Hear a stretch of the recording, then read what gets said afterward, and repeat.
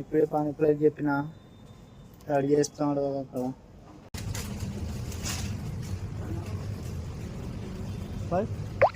ये प्लेट पर सूजी पानीपुरी दे देना पार्सल. हाँ सूजी पानीपुरी. सूजी का? हाँ सूजी का ये आएगा. सूजी पानीपुरी